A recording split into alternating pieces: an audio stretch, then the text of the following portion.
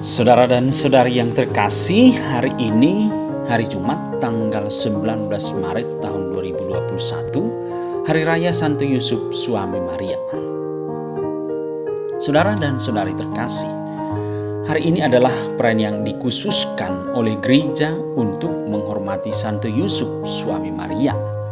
Dan ini adalah satu-satunya hari raya untuk Santo Yusuf. Memang agak kontras dengan Maria istrinya yang mendapat banyak pesta.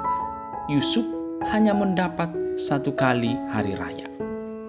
Bahkan hari raya Santo Yusuf ini pun jatuh pada masa Prapaskah yang secara otomatis membatasi kemeriahan suasana pesta.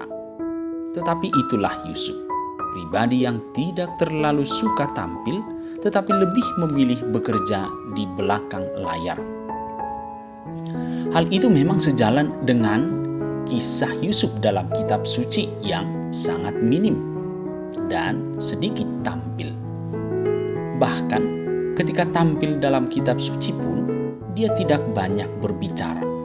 Justru Marialah yang sering berbicara.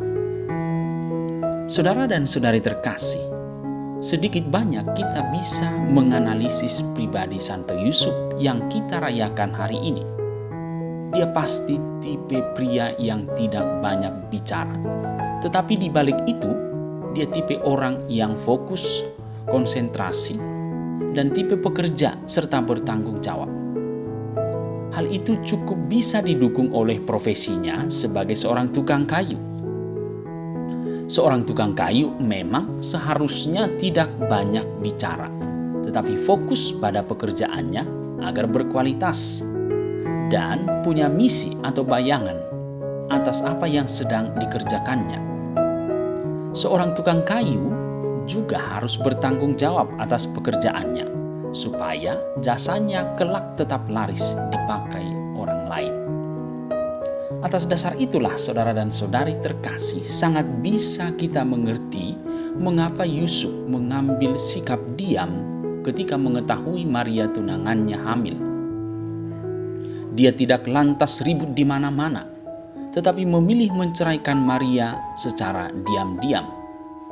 Tidak itu saja, Yusuf tetap konsentrasi dan merenungkan masalahnya.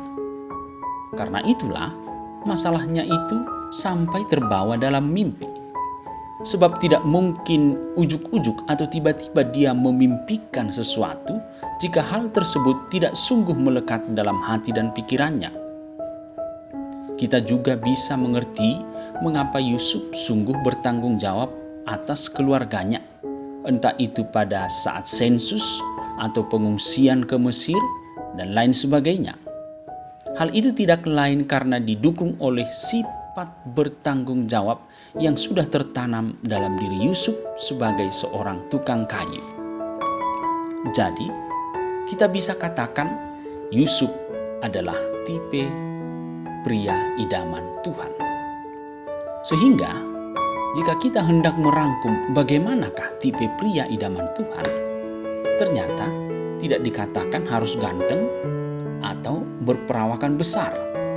Tidak juga harus pintar dan pandai berbicara. Tidak juga harus kaya dan berkuasa.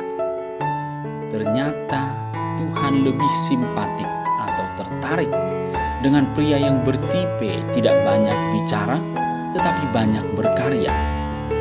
Pria yang memiliki waktu untuk diam sejenak dan bermenung atas hidupnya. Pria yang bertanggung jawab. Itulah Yusuf, dan itulah yang bisa kita